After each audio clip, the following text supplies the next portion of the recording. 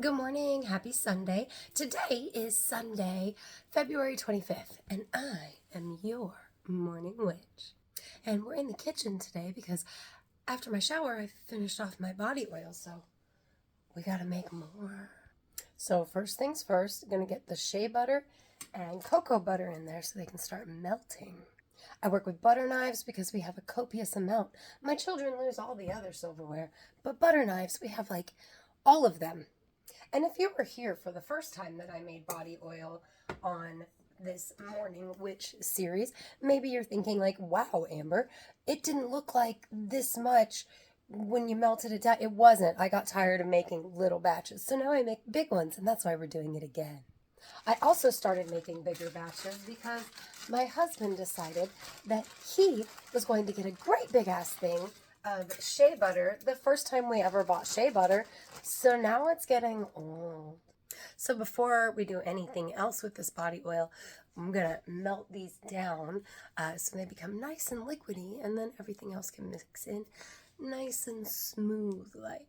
Because since I started using the shea butter and the cocoa butter along with my regular body oil regimen, I've played around with different things, and when you heat it up and then let it cool naturally is the least grainy. So that's what we're doing.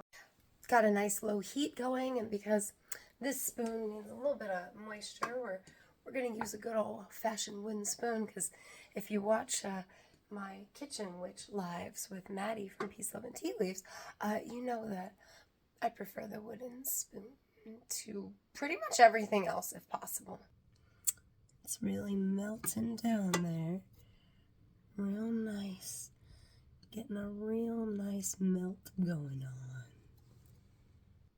The cocoa butter does not melt as fast as the shea butter. Now, the shea butter will break down faster with the heat if you break it into smaller pieces than the great big chunk you saw me put in.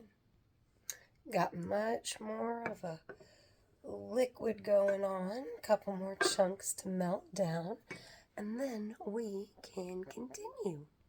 Now, if you choose to do this at home, like I recommend getting your shea butter and your cocoa butter completely melted before incorporating your coconut oil or essential oils. All right, now that she is a liquid, we're going to continue. I personally prefer the coconut oil that still smells like coconuts. I put about as much coconut oil in as I did shea butter, maybe a little bit more. Now we're ready for our essential oils. Frankincense is great for your skin. So is pink grapefruit. And my favorite for spring is jasmine. And last but not least, sandalwood is great for your skin. It's great for sensitive skin as far as essential oils go. And I was raised by hippies, so I fucking love the smell of sandalwood.